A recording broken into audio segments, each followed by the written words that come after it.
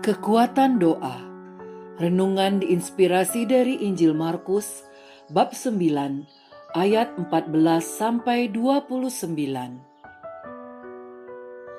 Ketika Yesus, Petrus, Yakobus dan Yohanes kembali pada murid-murid lain, mereka melihat orang banyak mengerumuni murid-murid itu, dan beberapa ahli Taurat sedang bersoal jawab dengan mereka. Pada saat orang banyak itu melihat Yesus, tercenganglah mereka semua dan bergegas menyambut Dia.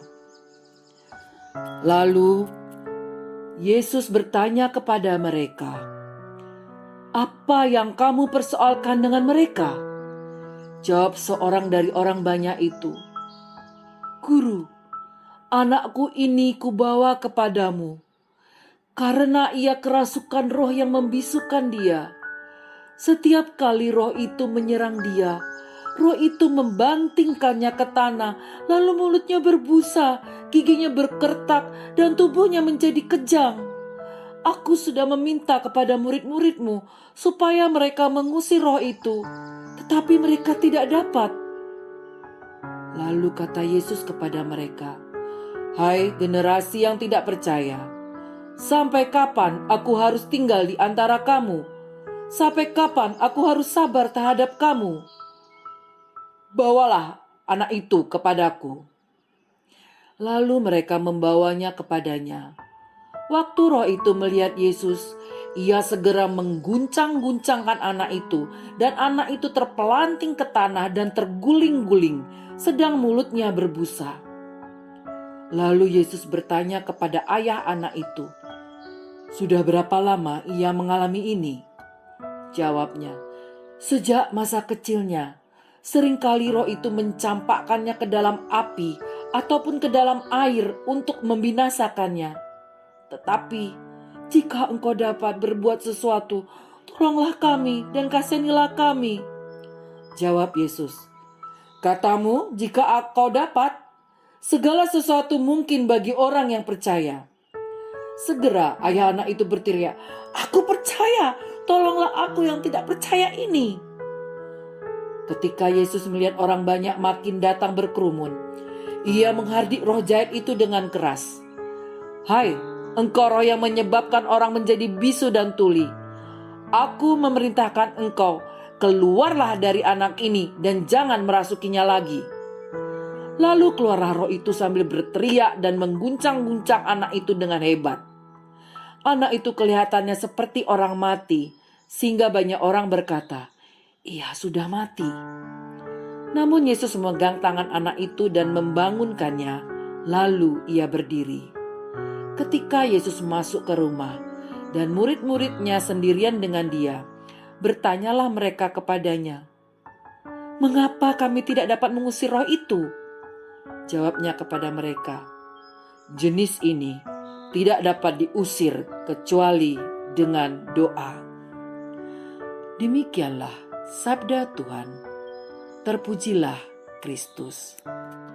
Kisah Injil hari ini menceritakan seorang ayah yang melakukan segala cara untuk menyembuhkan anaknya dari kerasukan roh yang membuatnya bisu.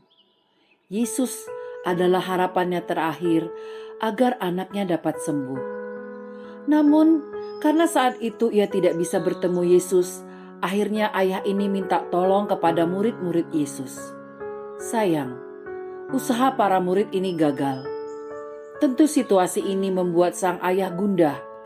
Padahal murid-murid Yesus saat itu dikenal dapat mengusir roh jahat. Saat Yesus datang, roh itu malah mengguncang-guncangkan anak itu sehingga ia terpelanting ke tanah, terguling-guling dan mulutnya berbusa. Orang tua mana yang tidak tertekan dan bingung bila melihat kondisi anaknya seperti itu? Dalam kegundahannya, sang ayah minta tolong kepada Yesus untuk berbuat sesuatu. Walaupun Yesus sempat menegur ayah ini karena terkesan kurang percaya padanya, namun karena belas kasihnya, Yesus mengusir roh dari tubuh anak itu dan ia pun sembuh. Setelah semua orang pergi, murid-murid bertanya, mengapa mereka tidak dapat mengusir roh? Yesus menjawab, Jenis ini tidak dapat diusir kecuali dengan doa.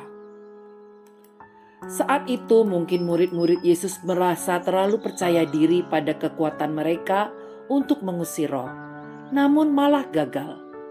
Yesus mengingatkan untuk berdoa. Doa bukan sekedar kata-kata, namun merupakan ungkapan iman dan kebergantungan pada kuasa Allah.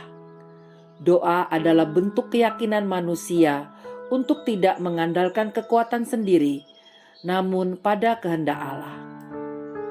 Saya mengalami situasi seperti itu di antara tahun 2016 sampai 2020 saat menghadapi ayah saya yang mengalami demensia. Selain halusinasi yang dialaminya, juga banyak kejadian di luar nalar terjadi di depan mata saya. Kejadian-kejadian ini membuat saya sangat tertekan. Di awal tahun 2020, kakak saya menyarankan agar saya lebih kuat dalam berdoa. Teman-teman satu lingkungan dan wilayah, serta prodiakon dan legio Maria dari paroki juga bergantian mendoakan. Dan ayah saya pergi dengan tenang tepat 2 minggu sebelum masa pandemi COVID-19 resmi diumumkan di Indonesia. Ternyata doa adalah jawabannya. Masihkah kita malas untuk berdoa? Marilah kita berdoa. Ya Allah Bapa yang Maha Rahim, berilah kami kerendahan hati sehingga kami tidak menjadi pribadi yang sombong, namun tetap menyerahkan diri kami pada kehendak-Mu. Mohon bimbingan Roh Kudus-Mu agar kami tetap setia berdoa, agar kami semakin dekat dengan-Mu. Amin.